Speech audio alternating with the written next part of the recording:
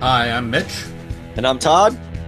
and we are the Grizzled Geeks. This week we talk about Uber's autonomous cars get suspended. Uber keeps driving them anyway.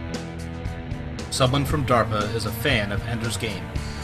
Woody Harrelson will live stream a movie into theaters next year. We have a special guest to talk about No Man's Sky and the latest update. Nintendo Switch is going on tour. Thank you, Detroit! And then we finish up with spoilers. We're going to talk about the Walking Dead mid-season finale. All right. So the Uber thing kind of made me laugh because we have this running conversation about autonomous cars and And about how I can't wait for them. how you can't wait for them. I think it'll be cool, but some people want it universally adopted. Other people think it'll be 20%, 40%, somewhere in there. I read an article about the adoption rate saying that if you had to wait for today's cars to die out, it would take 17 years for all of today's cars to turn over and become automatic cars. Yeah, and I still don't see that happening. If you're talking about, and we're just rehashing another conversation we've had before, we're talking about waiting for all the cars that aren't autonomous to die out.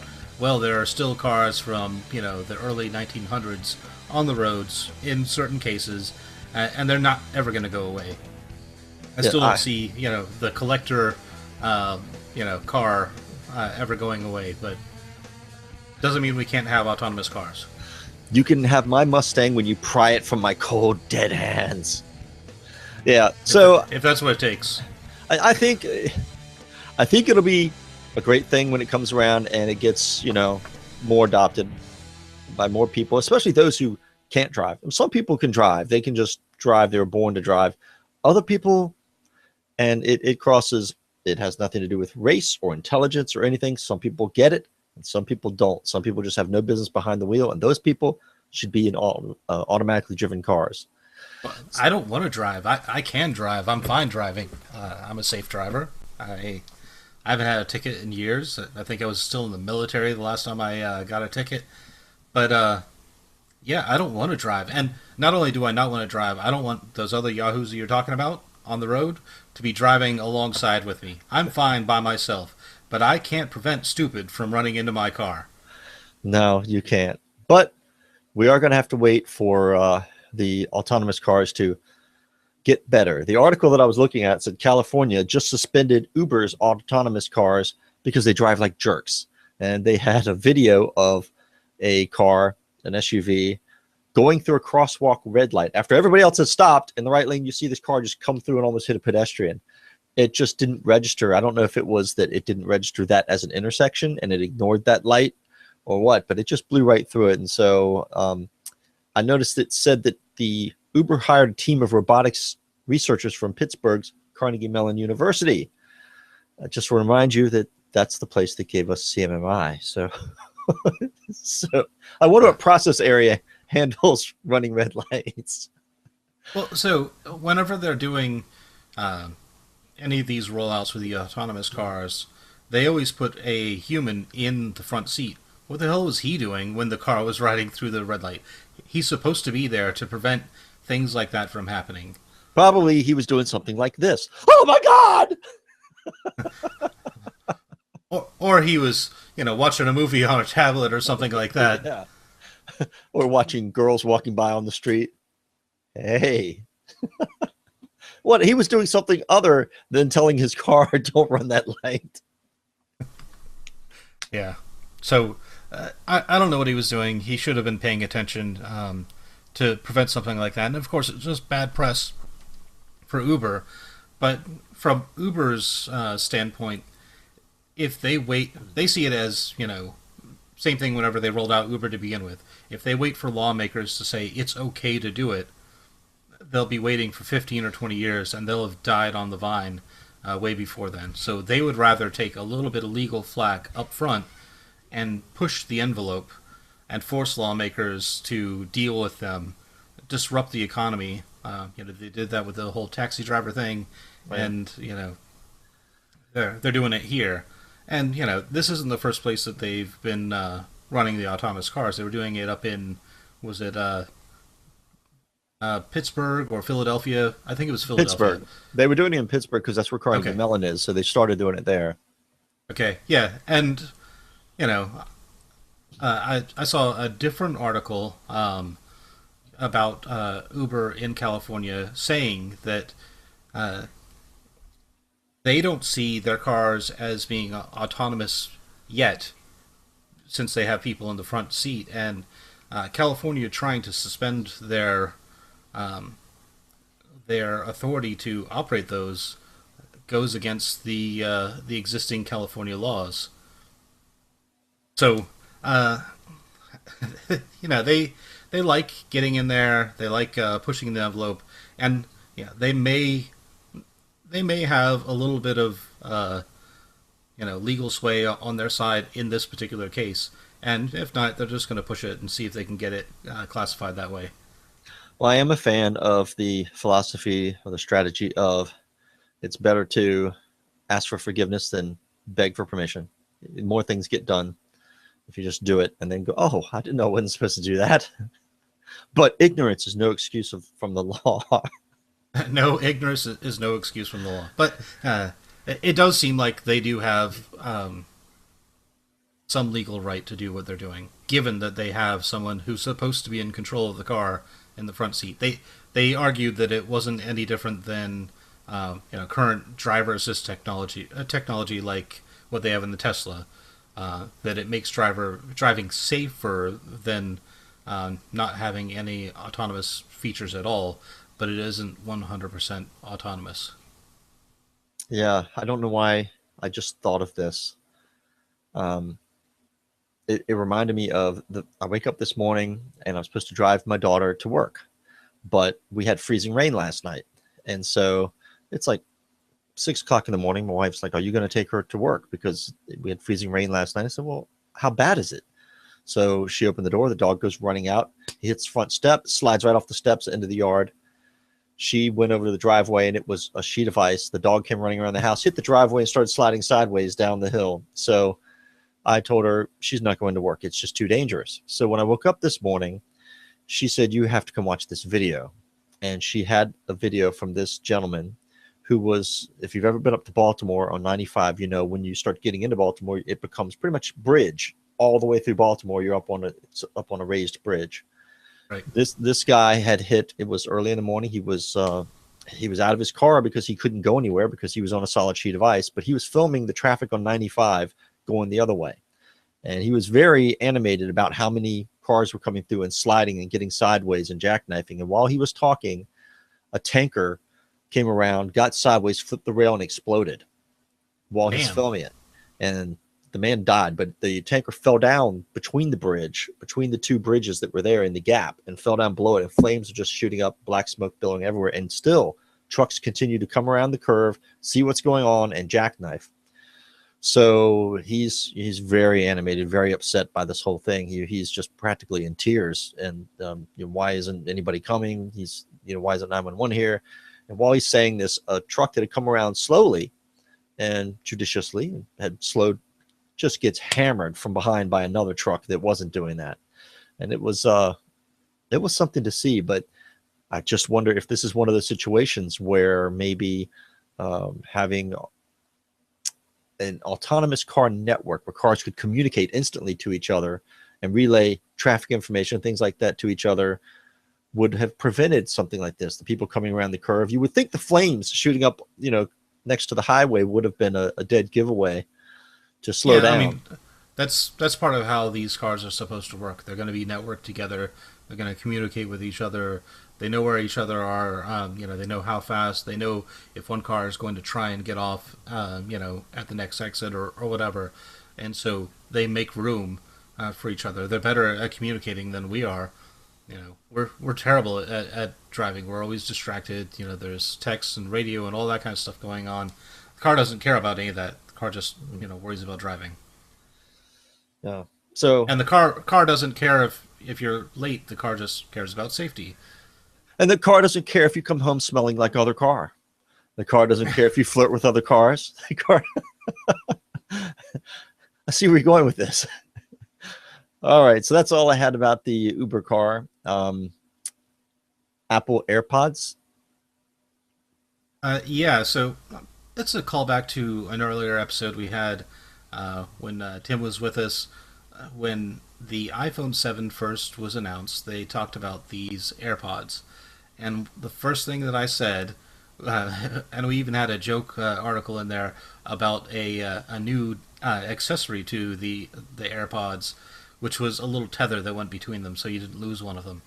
That I was going to, if had these things, one of them was going to pop out of my ear. It's going to pop into the toilet, or out on the side of the road, or something like that, and it's going to get lost almost immediately.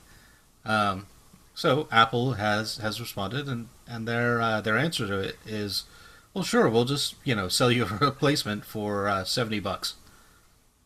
Yeah, that'll be an expensive drop. But I mean, people have those earbuds that like on TV shows, the ones that the Secret Service use and things like that, and they're tiny little things you could lose, and they don't have a cable. There's one of them, and it like wraps around your ear. This thing just sort of nestles in there. So depending on your ear, I know Apple's has all kinds of different shapes to their earbuds, but every single one that I've ever tried over the last 10 years since they've come out never actually fits in my ear. It's sort of like fits right there, almost in my ear. But if I turn my head too fast, if I bump into something, if I step down too hard, one or both of those things is popping right out. Yeah, mine constantly fall out of my ear. The in ear ones, like I've got a pair of skull candies Right.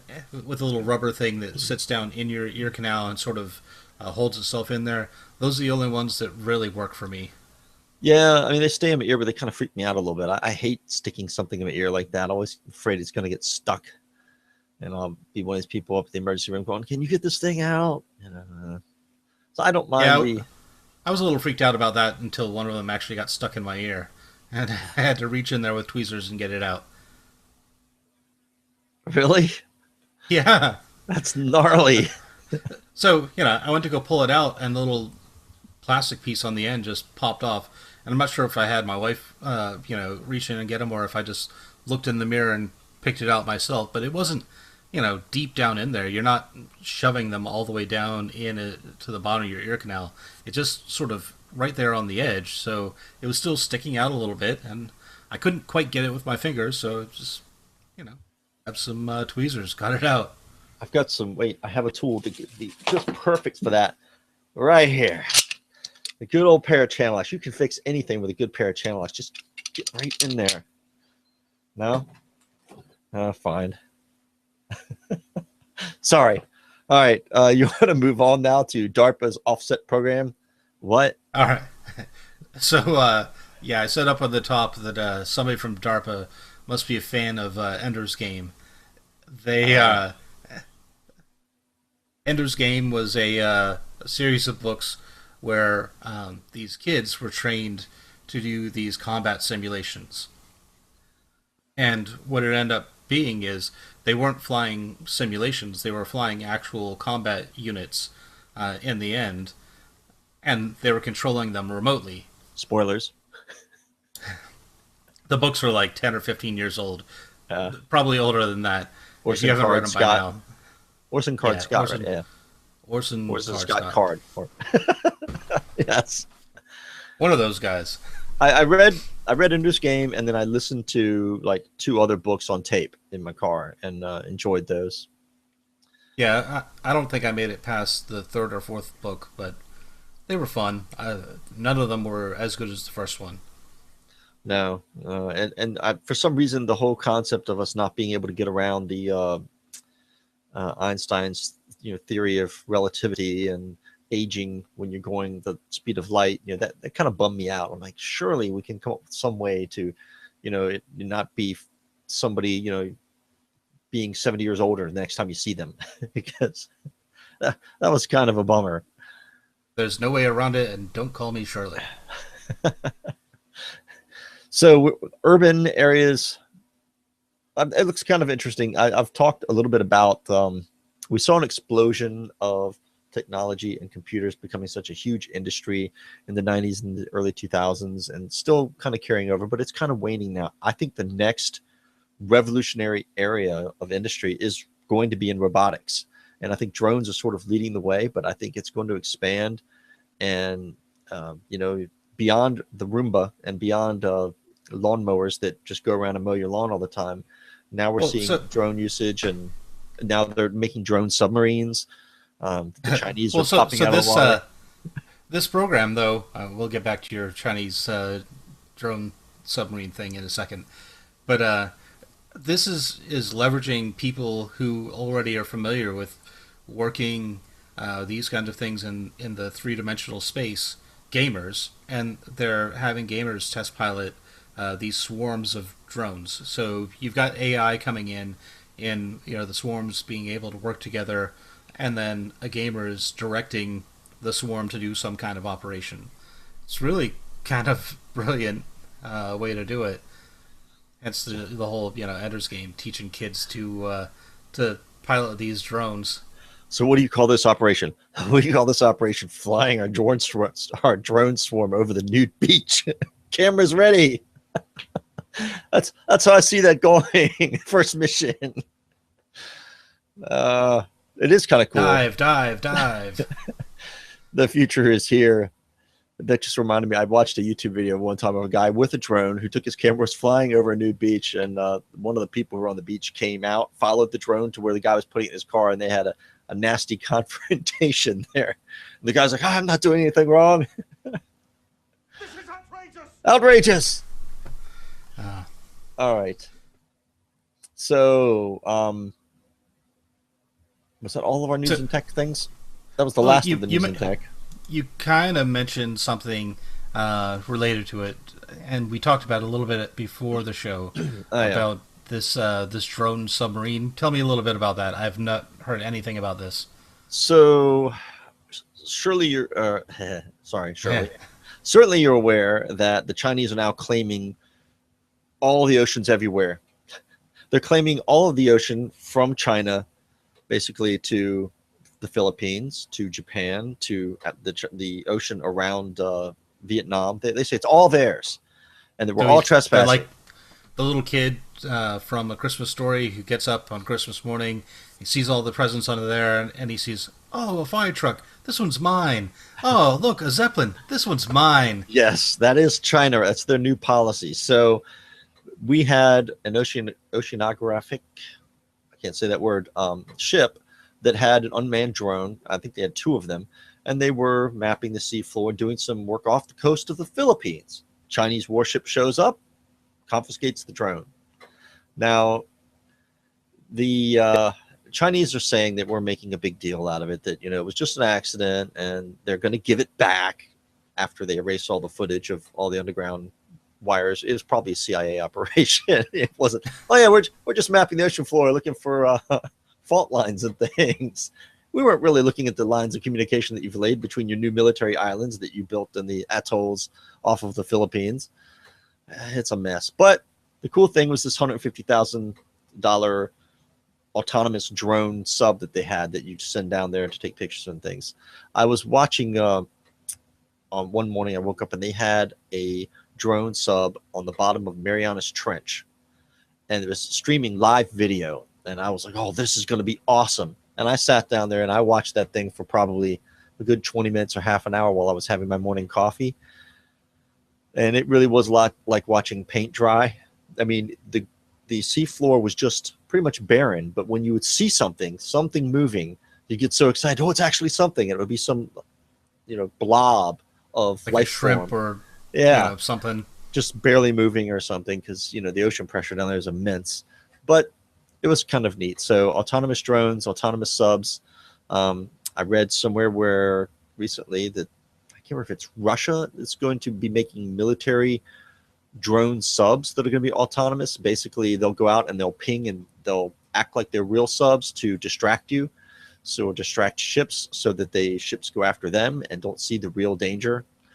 That was an article on maybe PopSci, something like that. I mean, I thought that was, if you think about it, it's kind of brilliant, right? You just put a little speaker system in there to make the same kinds of sounds you would expect a real sub to make, and then send it out there, give it enough of a size to show up on the sonar and radar signals, and then they can fly out there and send 3 or 4 of those things out in a bunch of different directions. And if you only have 1 or 2 subs in the area to deal with it, you've just got to hope you get lucky and find the right one. Yeah, and since they don't have to have people on them, they can have a really thick hull. They could be really hard to kill too. Yeah. So, or just really thin and cheap and expensive, and they keep 15 or 20 of them on board. Yeah, that's like I said before about the Iran shooting down a drone, and people were kind of upset when they shot down one of our drones. I was like, isn't that why we make unmanned drones, so that when you shoot them down, you go, we can make more.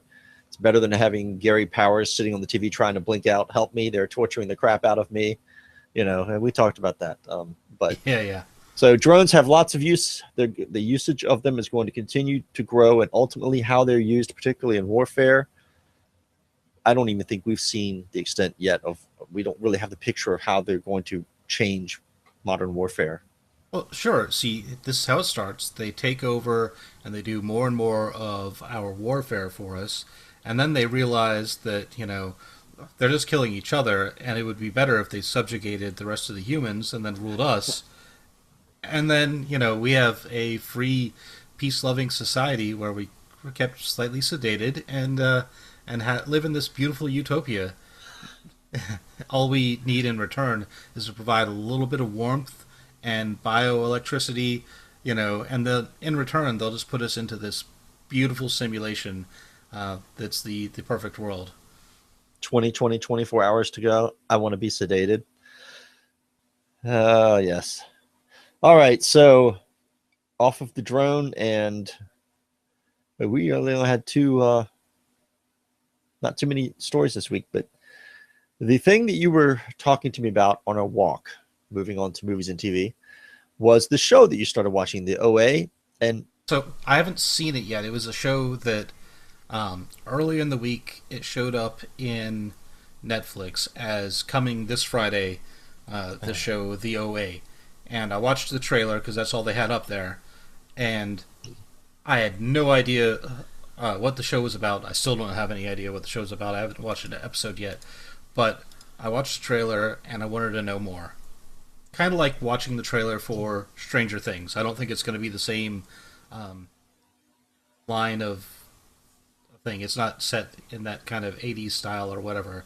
yeah, But it's modern day, and it's got this girl who has been missing for a number of years. And when she was missing, she was blind. And she comes back, and there's no explanation. She's kind of weird, and she can see again. And the whole family's freaked out. And Netflix did a bunch of viral marketing for it, where they were putting things up on Twitter, they were putting things up on Instagram, and all that. These little clips of sightings of this girl all over the place. I'm gonna watch it because I really enjoyed Stranger Things. I've enjoyed everything. In a minute, we're going to talk about something else they put out called Spectral. That was a surprise I hadn't heard of. But this show looks like it's right up my alley. I'm going to watch it because I have such trust for Netflix. It's amazing how far Netflix has come. When I think back to when I first got Netflix streaming, it was kind of a gimmick thing. I looked at the type of movies and shows they had on there, and I remember I think it was the first or second streamed thing that I watched. I don't remember if I told you about this or not, but it was called Nude Nuns with Big Guns. Now, as I was flipping through the movies and I'm going along, I stopped and went back to that one, and I'm like, did I just see that right? I was like, Nude Nuns with Big Guns. I was like, how the hell is that a movie? That sounds like a really bad adult film or something, So Todd says, for science, I will check it out. For science, I have to check it out. And one thing I really appreciate about a movie is when it is appropriately named, where the name tells you what you're in for. So basically, the drug cartels down in Mexico, out in remote areas of desert towns, they've sort of taken over this missionary, and they've enslaved the nuns there, and they make them process the cocaine down in the basement. And as you've seen in other movies where they do this, they made them wear nothing, so they can't, I guess, sneak any cocaine out. So they're nude nuns. So eventually, one of them like fights back or something, and they try to kill her. And then she goes off and she finds her mentor, her sensei, who starts to teach her. And she goes back to free the other ones with these really big guns. And as she frees them, she arms them. And the next thing you know, these nude nuns now have big guns. That's about how far into it I got, but I was surprised it wasn't as bad as I thought it was going to be, but it was appropriately named. And that was like the first thing I watched. And after I turned it off, I didn't finish it. I said, all right, I see where it's going. I was like, if this is all they're going to have, if they're not going to have any other content, they're in trouble. Then I saw, hey, they have the movie Kick-Ass. And so I had my tablet and I decided I'd watch Kick-Ass because I never saw it. I didn't want to watch it because I like comic book movies. And this seemed to me like it was making fun of comic book movies. I started watching this. I got 15 minutes into it and I went, well, this is awesome. I'm going to tell the family and we're going to watch this on the big screen. And we did. And the original Kick-Ass is one of my favorite movies. It was just awesome. Yeah, the original one's great. The second one, not so much. But yeah, my experience with Netflix was completely and totally different from yours. Completely. I had the disc subscription, right? And then I was managing my list, and they're like, oh, well, this one is streaming. I was like, well, I'm not going to put that on my queue next. I'll bump that farther down in case I don't get around to watching it. But I'll just go watch that right now because I don't have to wait for it. And so that's how I sort of got into the whole streaming side. It was just a way to get some of the items off of my disc queue faster. And as more and more of those things came on there, I started going to the on-demand side of things to look for things. Or as I had built up a queue, which is what I'm still maintaining today, I've got a queue of like 150 movies on the Netflix on-demand side that just are queued up, and I watch them, movies or shows or whatever. I watch them in whatever order seems interesting to me, and when I have time. And so that's how I've always done it, and it was always this amazing service. My wife kind of had the same opinion of Netflix streaming. She still kind of does, that you do. That it's a bunch of B movies on there, and occasionally they'll get something that's 2 years old on there that she wanted to watch, and she's just watched it somewhere else before it came out on Netflix. Yeah, I think that's how it was in the beginning, and I know it takes time to grow things like this. And now you look at the original programming they have on there, even the other movies that they get, that are popular movies and things that have been in the theater, they're not as behind as they were. The selection is a lot broader than it was at one time. It's still difficult to peruse their library. That's the one thing they haven't really figured out and haven't fixed. It does a lot of, well, if you watch this, you might like this, which leads us to the movie Spectral. So one of the reasons I thought the reason it put this in my queue, now looking back on it, maybe it had nothing to do with it. It was just that it was a Netflix original movie, and it looked like they put some money into it. I've been watching a lot of these sort of B alien flicks where alien invasion, like I was talking about I think it was The Outpost or something like that. And right. So, give me 1 second. What? I have no idea. Yeah, I don't know where it is. Looking for the dog's donut to put around his head, his life preserver, so he'll stop eating himself. Sorry. Cone of shame. Yes, the cone of shame. It's time. So, because I've been watching a lot of those movies, this thing popped up, and at the top when they give you the great big screen when you come in, it says recommended for you or Netflix original Spectral. I went, oh, this is one of those stupid alien invasion movies. I'll go ahead and watch this. And it was not an alien invasion movie, but it was kind of interesting. It was in my alley. It was sci-fi sort of thing. You're starting off in a war-torn town. This guy has all this modern armament and things, and he's got these little heads-up display that shows really cool stuff. And then he sees this spectral image thing, this ghost thing, and it like hits him, and he's dead. And that was like the first 5 minutes of the movie. And I'm like, all right, I'm in. So then I start So seeing the actors and everything, and I start realizing this isn't as small a budget as the other movies I've been watching that all had actors I had never seen anywhere and probably never will again.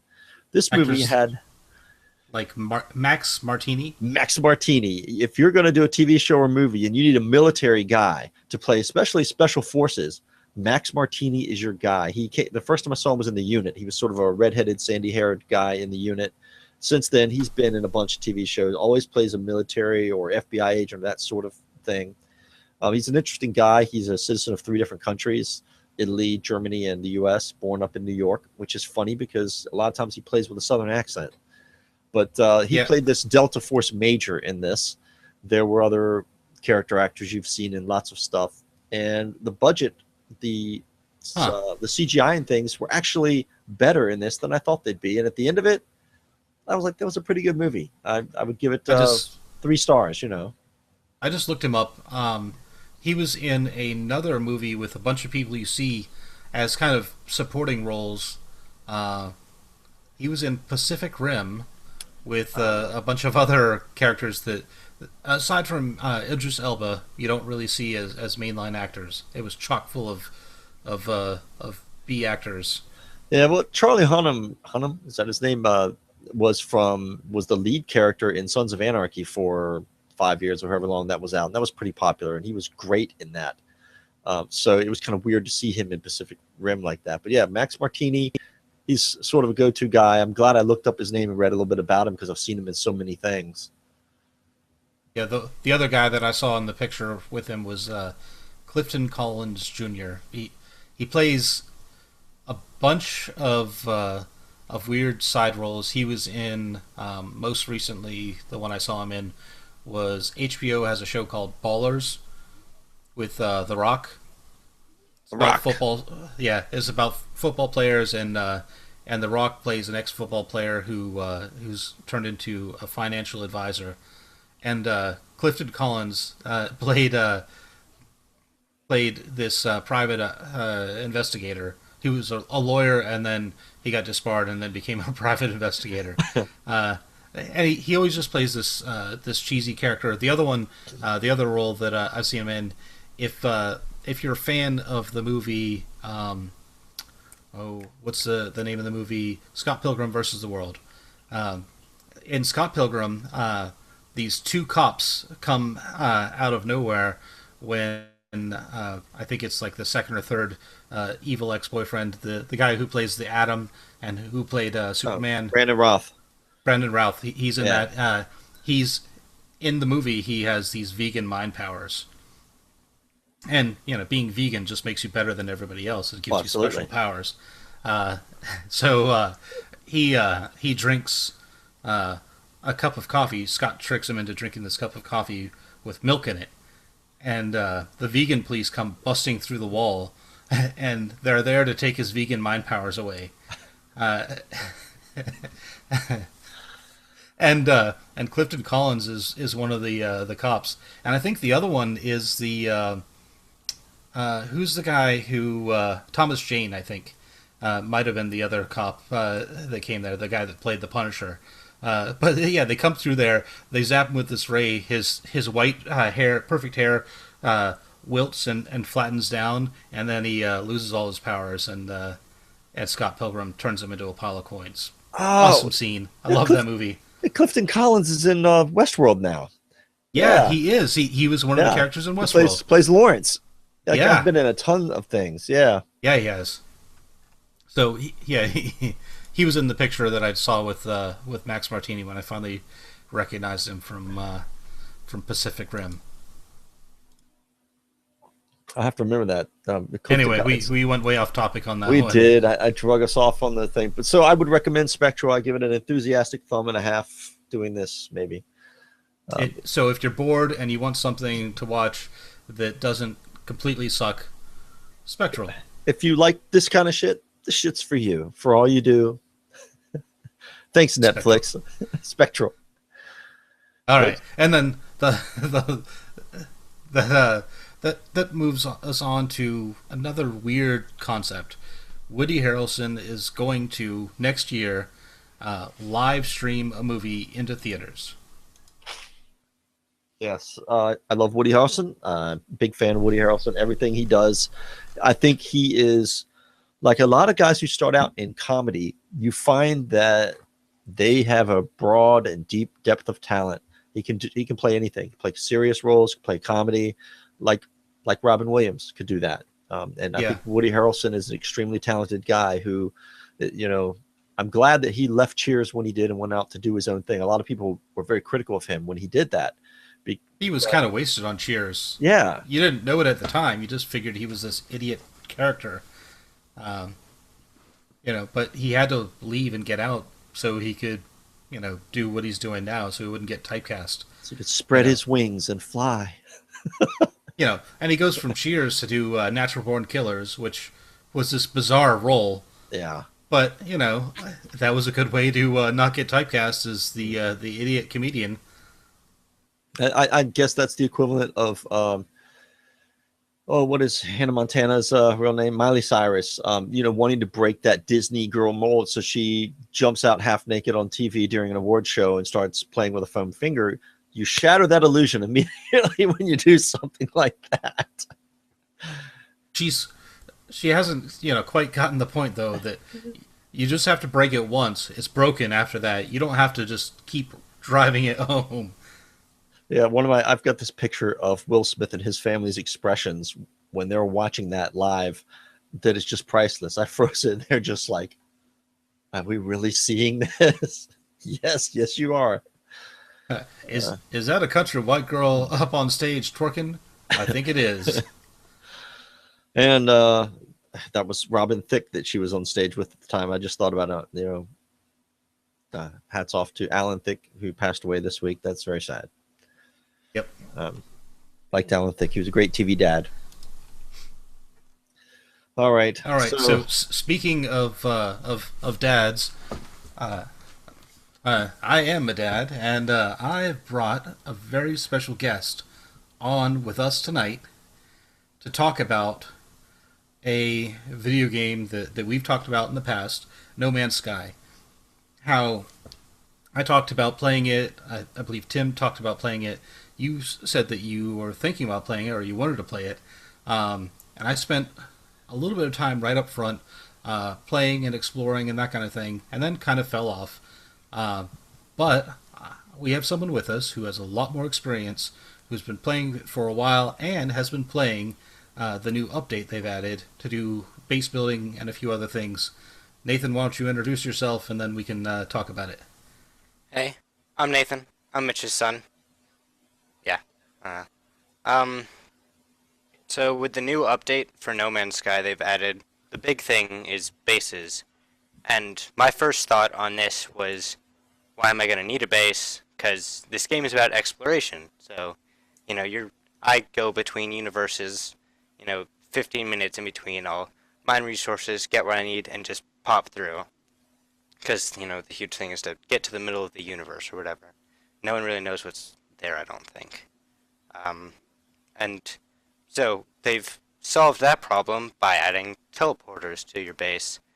And, you go from a space station to your base instantly. And it's really nice because I can go, 15 universes away and then go back to my base and then, set stuff up or, get new weapons and all that. So, And it's, what kind of things do you do in the base?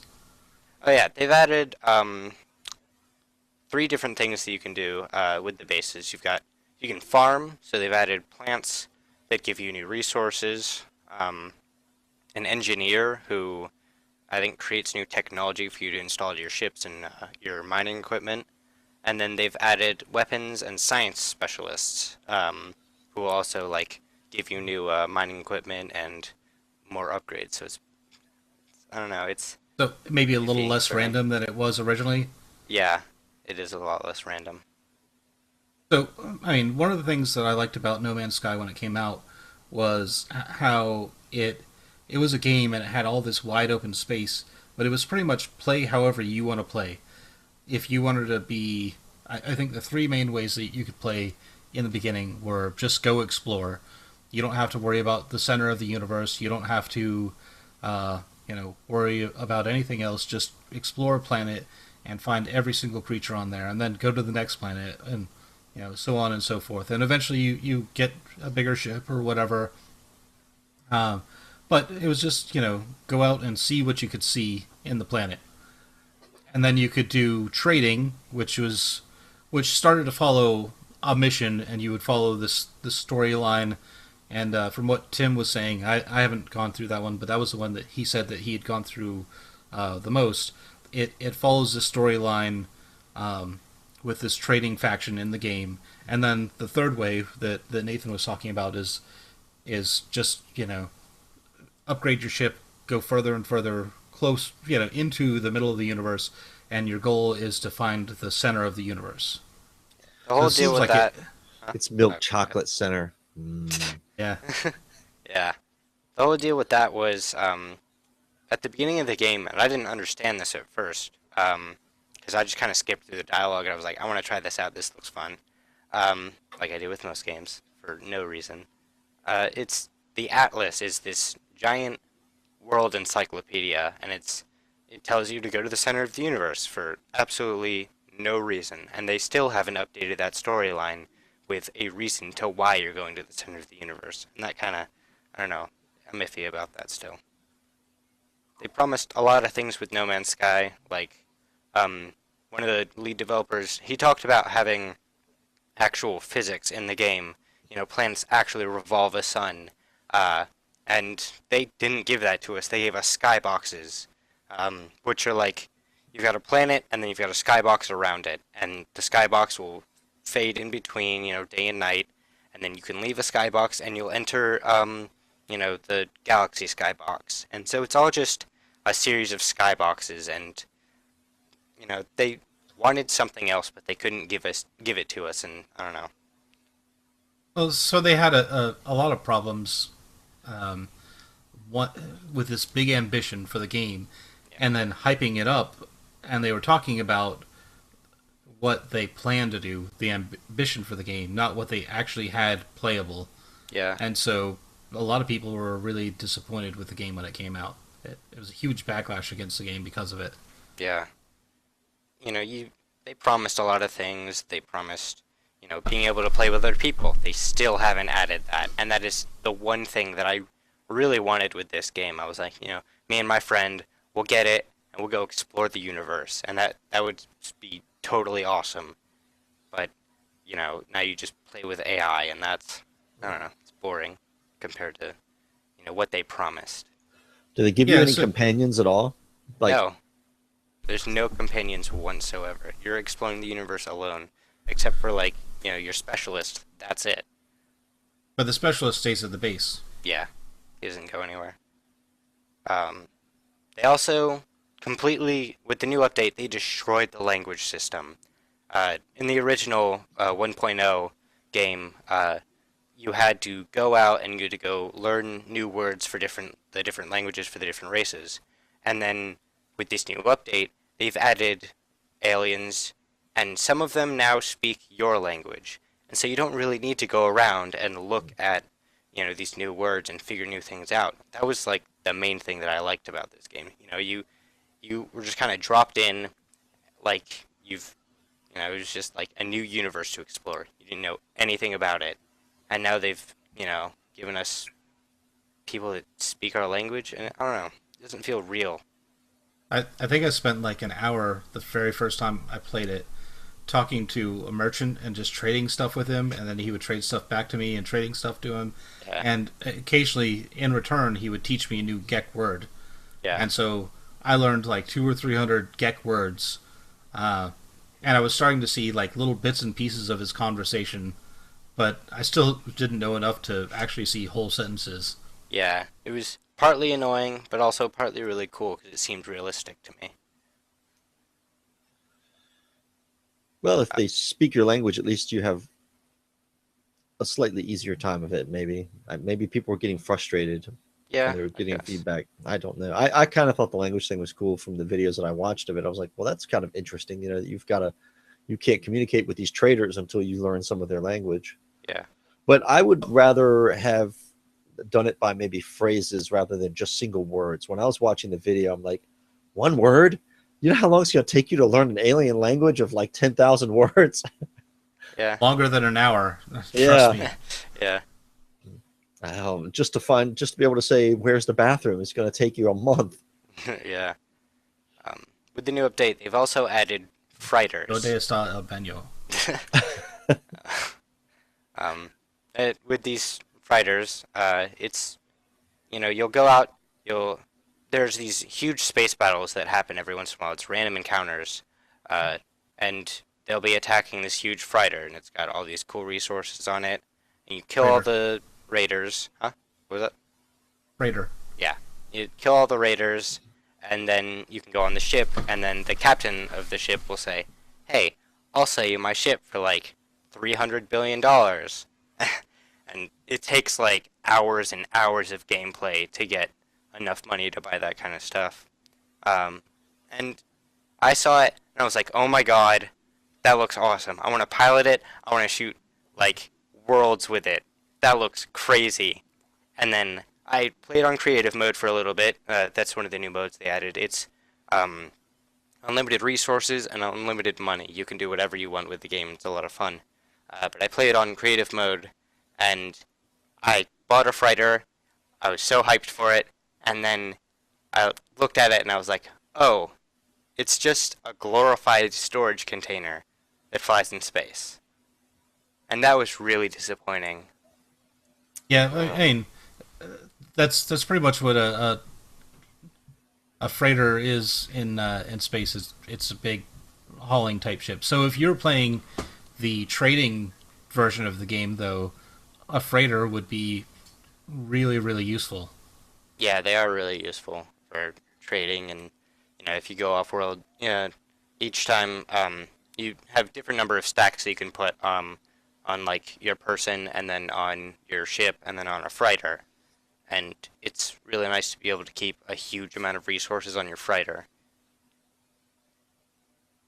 I'm a little worried about the creative mode that you were talking about, because we've talked in our past episodes. It sounds an awful lot like God mode.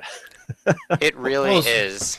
So when we first talked about it, I compared it a little bit to Minecraft, in that one of the things I like to do in Minecraft when I first started playing wasn't just going out and doing building or whatever. It was starting out with 0 resources and then just surviving in survival mode. And I would go and I would explore, and I would find a really neat formation in the dirt, or a really neat a huge tree. I would make a tree house, or I'd make an underground mine, or I would mine out a hill and put windows in it and make it into this sort of natural structure house with multiple levels and all that kind of stuff. And so for me, that exploration bit felt like playing in survival mode in Minecraft, and just going and seeing whatever you could find. And occasionally things would try and kill you, and you would also try and build up to survive whatever came out at night.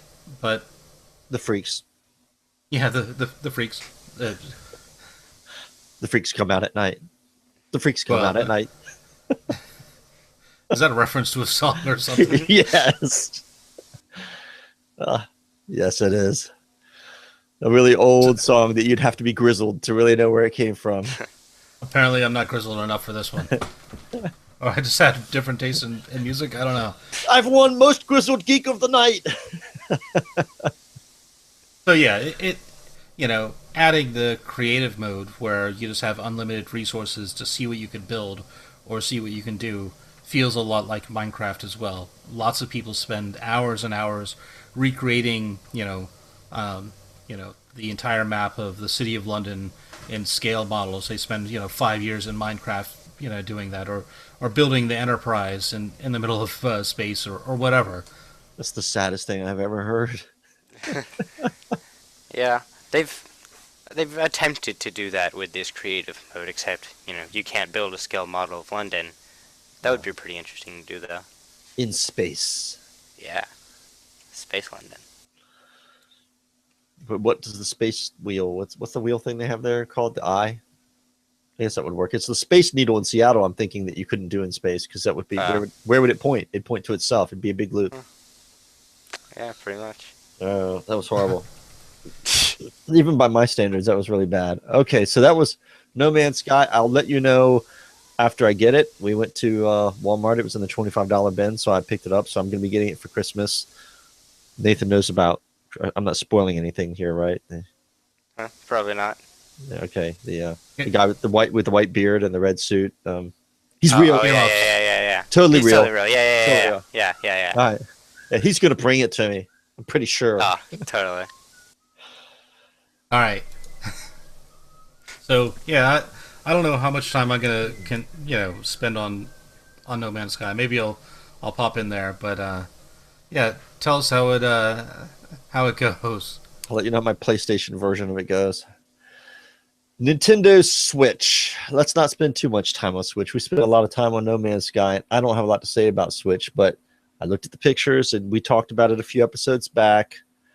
And Nathan and I seem to be simpatico here. We're in agreement that this thing's going to go over like a Led Zeppelin. Yeah. So I think they'll sell units because people are didn't want the Wii U being, the successor to the Wii. They wanted a new gaming system, not just a slightly modified gaming system that they got with the Wii. If Nintendo gives us decent hardware and it gives us what this thing is supposed to say, and I guess I'm filling in for the role for Tim. When we originally had the conversation, Tim was the one who was telling all of us how good the Switch was going to be. But think about how insanely well the 3DS and the 2DS sell. The handheld Nintendo thing right now. That's pretty much how Nintendo is staying afloat.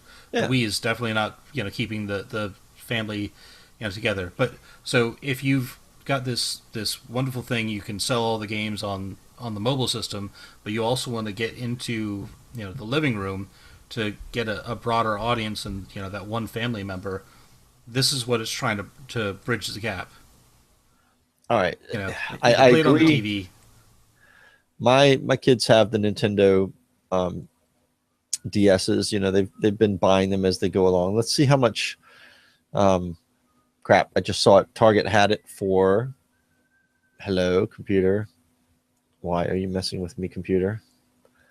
Wow, Nintendo's website's very grabby. Once you go to the website, they don't like you to hit the back button. They're like, "No, come back." I keep hitting the back button. All right. So the 2DS right now. Well, the 3DS is $199. That's a lot of money. Yeah. Well, and when we were looking at this earlier, they were saying it's going to sell between $250 and $300. It's going to come with a single controller. The controller splits in half. It attaches to the side, both sides of this tablet thing. When you're going mobile, it can clip together to make like a single controller. You can hand one half to one of your friends, and you have the other half, and turn it sideways and use it kind of like a classic Nintendo controller to be able to do two-player type stuff. So it's pretty versatile, and being able to take something that you're playing on the TV, and then just pop it out of the cradle and then hop in the car, or play it on the train, or when you're laying in bed while your wife's watching whatever, Grey's Anatomy or Real Housewives of insert place here. Yeah, my kids all had the Nintendo DS, the original one. I think they still do. I don't know if any of them have the 2DS or the 3DS. And the DS now is like $44 at GameStop. That's nothing for gaming. The 2DS I saw was going for about $79 or something like that, which is still reasonable. $80, $79.99 at Toys R Us for the 2DS. Reasonable handheld gaming thing. The 3DS we saw was $199, which puts it out of the bubble of what I would buy for my kids for a handheld gaming system. I know there are a lot of kids out there who probably do get them. We have a lot of spoiled children in this country. I feel like I'm spoiling my kids when I buy them a $100 Nintendo DS, and there's three of them, so you got to buy three of those. That's $300. But $250 is a lot of money for something that's not your primary console system that you're going to watch movies on, and that it's going to be your central entertainment system, like my PlayStation is. Well, so if they support third-party apps like Netflix or HBO Go or those kinds of things, as well as play games on there, like they try to do with the Wii, for example. Um, let's say now Todd is looking for a tablet that he could watch some of his television shows on, and he also wants to be able to play games. If you spend $300 on this Nintendo Switch, you get both in one. I'm not sure if they actually do that or not. I may be selling something that doesn't exist. But if they did something like that, that would definitely be worth it. A $250 or $300 tablet that also plays the next Zelda or the next Mario Brothers game would be awesome. I'd play, I'd pay, if it's a good tablet, I'd pay more than that. Up in the, $400 range for a good tablet. And if you had that tablet and it also played the next, Zelda game, I'd be all over it. I just wonder if they would have been better off just focusing their money, or focusing their efforts and their development money on the content and making it available for other platforms rather than like mobile. Then trying to come up with this new Nintendo Switch, which seems like a really niche type of market. But Nintendo, the Wii was that way too. For some reason, Nintendo never wants to go and play on third parties. They want to play, on their own hardware. They want to have complete and total control. They're fine if third parties want to play in their little walled garden, but they don't want to play anywhere else. It's been the way they've always done it. They've never done any mobile games until recently with the Miitomo, and now with Super Mario Run. They've never done ports onto other systems. You're not going to find Zelda on the PlayStation or on PC. I would love it. I think they would be better off. They would make money hand over fist if I could play older Nintendo games, retro games or whatever, and they sold them on Steam, and it was with PC support, and I had to figure out mapping my own controller to it, whatever. I'll figure that out, and I'll play every single Zelda game all over again. I'd love to go back and play Wind Waker or Majora's Mask or one of those. Yeah, I agree. I just noticed your thing about the Legend of Zelda map getting printed in 3D. That was a good segue to that. I love Zelda. My wife and I, it was one of the first video games that we played when we first got married together on the Nintendo, was Legend of Zelda. We had a little gold copy edition of that. Oh, you had the rare gold copy of it. And when I went to sell my Nintendo at a yard sale earlier this spring, I was running around looking for my Mike Tyson Punch-Out and my gold copy of Zelda, and I could not find them. And you couldn't find any of the games. All I had was the console box, so it did not sell. So I still have the stupid thing. But I wanted to go back and play it again for old time's sake. So somebody has printed this out on their 3D printer. Yeah, so I was about to say sorry for people at home listening to this, but we are a video podcast. So I'm going to share a screen here real quick. And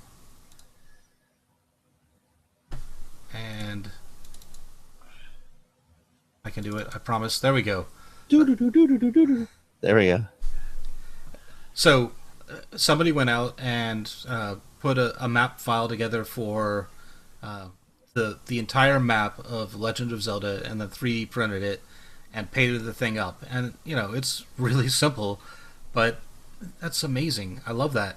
Yeah, I'd forgotten about this game, and look at this map, just brings it all back. Wow. Link.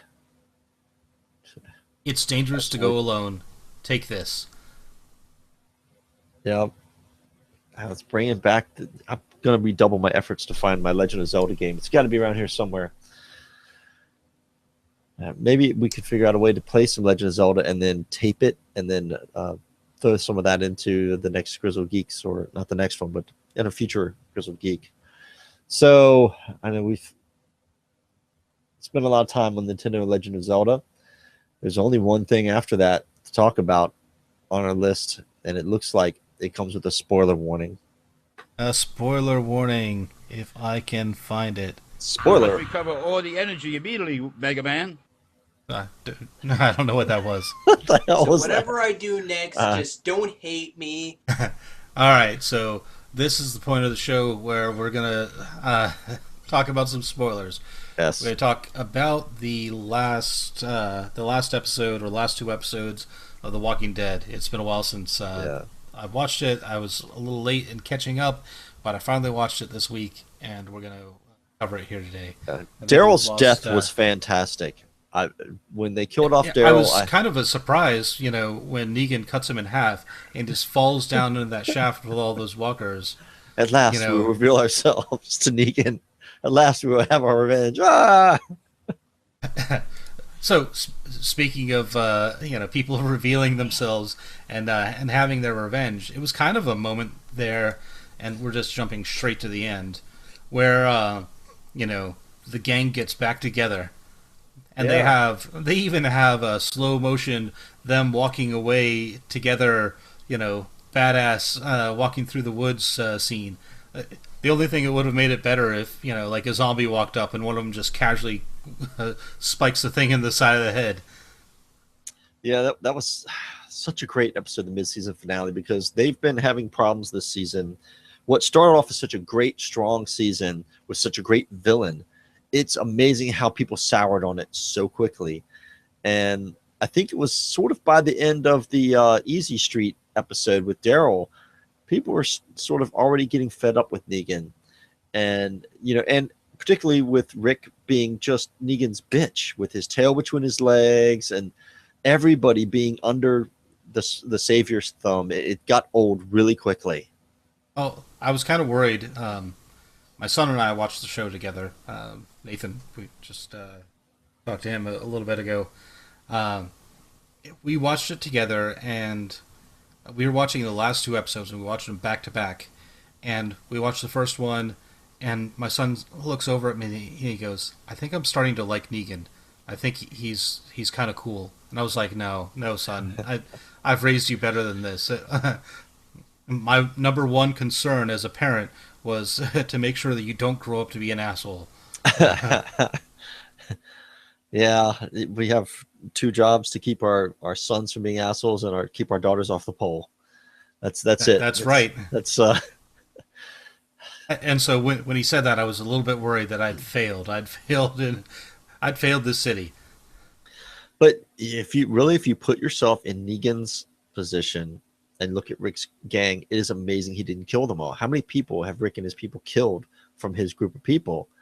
But I know he definitely enjoys having Rick under his thumb and making him dance like his little puppet on a string, and that he gets a great thrill from that, the power that comes with that. Of taking your enemy. Hubris is going to be what kills him. It's going to be hubris. The classic Greek literature thing there. He's going to die because he enjoys it too much. He's gotten too big for his britches. He can't help it. Toying, and it may not even be Rick and his group. Look at in that last episode the looks that what's his buddy with the burned face? Oh yeah, Dwight. Dwight. Look at how much he screws with Dwight on a regular basis. He loves screwing with Dwight, or Dwight's wife or ex-wife, if it as it were. Yeah, I keep wondering, what is Negan's survival? What would he be like? Because we haven't really seen him have to fight for his survival or show is he really a badass or not. But one thing that I thought was kind of amazing in the season finale was how quickly that big ass knife came out. I mean, that was without warning. That knife was out, and that was in Spencer's gut like that. I was like, "Oh, yeah, that's a big knife." And if he carries that thing all around all the time, you never really see it. It's just he's a dangerous guy. He had to get to the top. I thought that was Spencer's knife. Was it Spencer's knife? That big ass knife he had? I thought that Spencer was wearing that knife, and that he grabbed Spencer's knife and shoved it into his guts. That would make sense, because I'm like, where the hell did that big knife come from? I haven't seen Negan wearing a knife. And talk about a crazy line, I don't think you've got any guts. And he goes, "Oh, I was wrong. I'm so sorry. There they are." He's got a twisted sense of humor. And Yeah. About that point, my son kept going. He was like, "Oh yeah, I really like Negan." And he's like, "Ah, I'm not sure that I like Negan that much anymore." So he by the end he was like, "Negan's a terrible person," but some of the things that he does are just badass. yeah, I'm glad that by the end of the episode, one, a little tear comes out when Daryl and Rick are reunited, and we were all holding up our lighters and singing, Reunited 'cause and it it feels feels so so good. Yes, that's where we were. We were all. It was a great moment because it's funny how they've only been separated a few episodes, but it was tough. I mean, the things about the episode that were great, Jesus showing up at the compound when Daryl is beating Fat Joey to death. Jesus slash Spider-Man. Yes, Spider-Man Jesus. Hey Daryl, what's up? That was kind of cool. So, one of the things I want to talk about, because I saw the last two episodes back to back, how much of an idiot is Carl? Now we know why. We know because we hadn't been seeing all the little things. Why Rick tells him, "Carl, get back in the house, Carl." Yeah. Carl, what the hell are you doing, Carl? Yeah, he's wow, that was a good episode. I'm a little shocked that he wasn't able to kill more people, but it's also amazing the restraint that the Negan shows. Again, I think maybe he thinks he could turn Carl around and Carl could be like one of his future lieutenants or something. I don't know. So I think he's trying to build a network of badasses who are capable of ruling in this new world. Ruling with him or ruling under him, preferably under him, I guess, in his own opinion, but of, people that are capable, people that have what it takes. And he sees that Rick has what it takes, although he has to break him, because he's not going to come over willingly, And then maybe he sees Carl as he doesn't have to break him if he just raises him to respect the life, as it were. Yeah, I agree, and that's he sees them as sort of assets that he can have in the future, but the hubris blinds him to the amount of hate that he's generated among these people, and I don't know. I was talking with my brother about it, and he went back to when the very first time he shows up at Alexandria and he's leaning against the gate, pounding on it with the thing, and they all still have their guns. And my brother's like, "Why didn't they just open fire on his ass through the gate right there? Just light him up." And yeah, I can't figure out why he hasn't died 50 times in the show already. Yeah, and I think people are starting to find that a little bit unbelievable, and that's why the ratings going down a little bit. And as charming as he was and everything in the beginning, people are starting to go, it's kind of far fetched that all these people would take this amount of crap from this guy without killing him. So at some point, he's got to show that he's a really tough guy to kill. Now he's shown he's a lucky guy. I mean, that dude's got a leprechaun in his pocket or up his ass or something. But with the bat. The bat shot and Carl sitting there with a machine gun doesn't manage to kill him. It's just amazing that he's still alive. Yeah, he was pissed when he was like, "What did you do? You shot Lucille." Her beautiful face will never be the same again. Yeah, that's somebody told me, and I saw it that Carl did that in the comics. That it was Carl who shot the bat. And then Eugene finally stepping up and admitting he made the bullet. That was pretty cool. That Eugene is his testicles are slowly descending little by little. Yeah. Some people's just drop right away at puberty, but his are. I think that mullet was holding him back. Yes. It was like a counterweight, and they weren't able to fully descend. No. So, speaking of people and their manliness, one of the things that creeped me out a little bit, and I think it was the last episode, when Negan is there waiting for Rick to come back. He is talking to Olivia, and he gets a little rapey. Yes, he does. And to Olivia, of all people. And so one, it's a terrible line, and I'm not trying to make light of sexual abuse or any of that. Yeah, maybe I have to say it So again. whatever I do next, just don't hate me. But the line where she smacks him and he goes, "I like you 50% more right now," Yeah. was both terrible and amazing as a line to bring across the kind of guy that Negan is.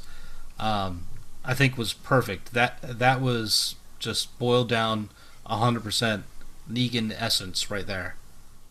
Yeah, that in a nutshell. He's a sick, twisted dude. It was sad seeing Olivia and Mahoney as the actress bite it Right. there, because she was starting to grow on me, especially in that scene. She showed she had a little bit of sass. She wasn't just, a wallflower.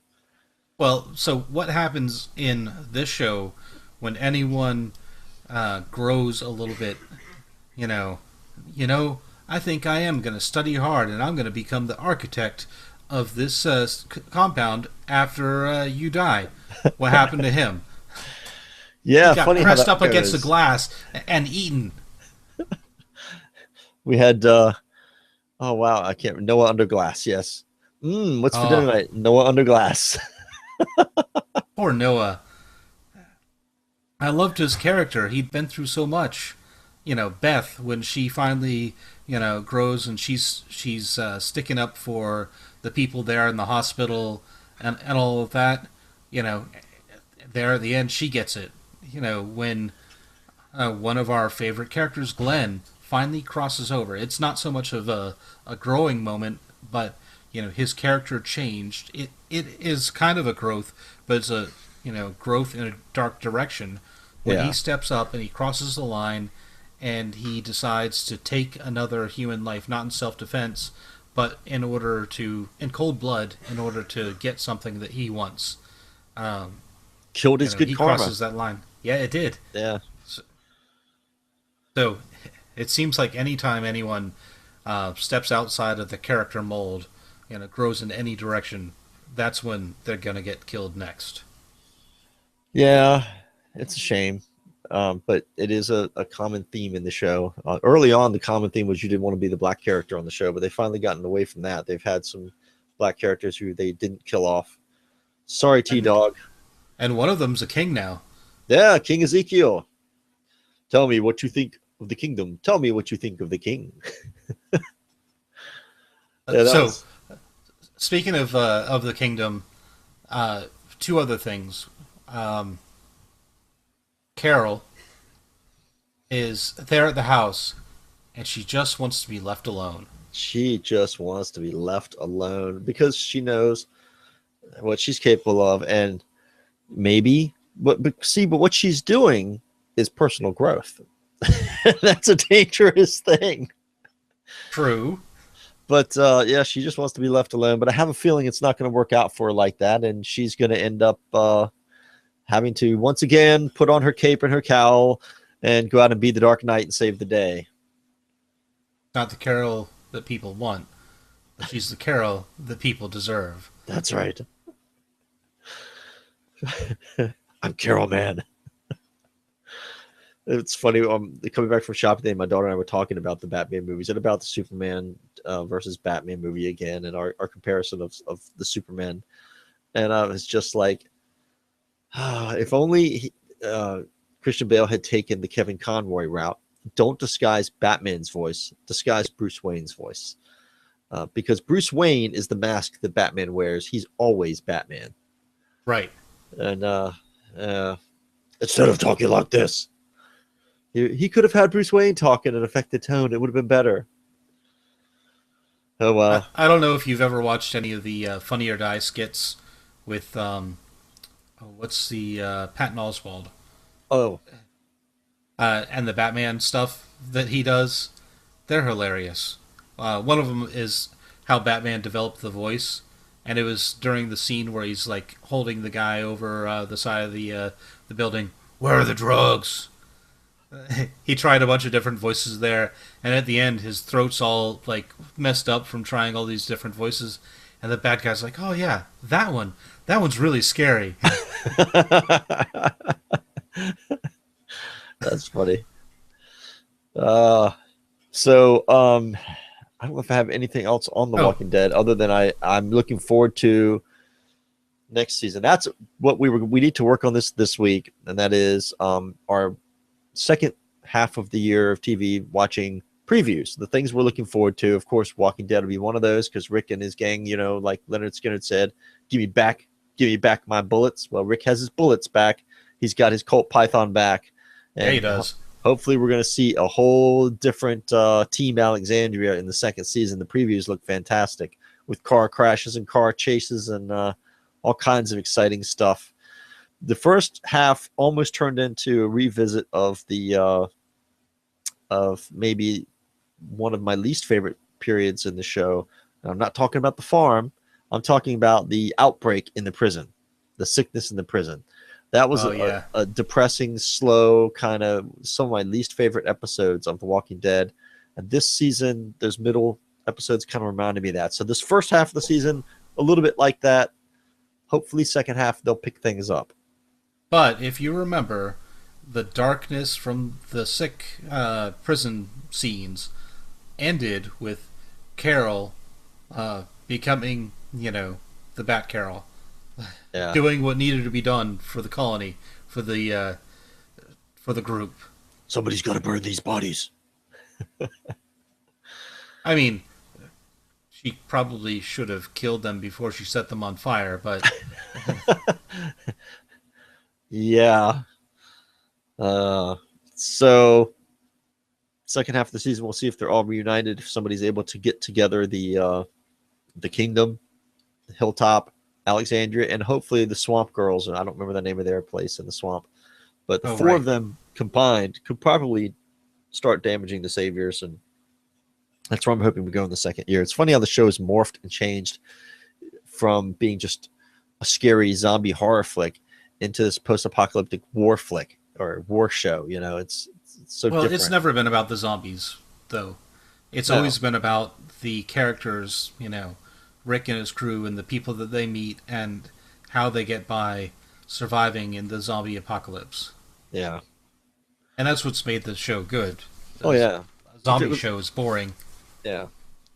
I mean, the zombies, if they were the center of the show, their conversations would be just horrible. They would get old after a while. What do we want? Brains. When do we want them? Brains. All right, well, that's all I got. All right. I'm going to give out take some meds. Right.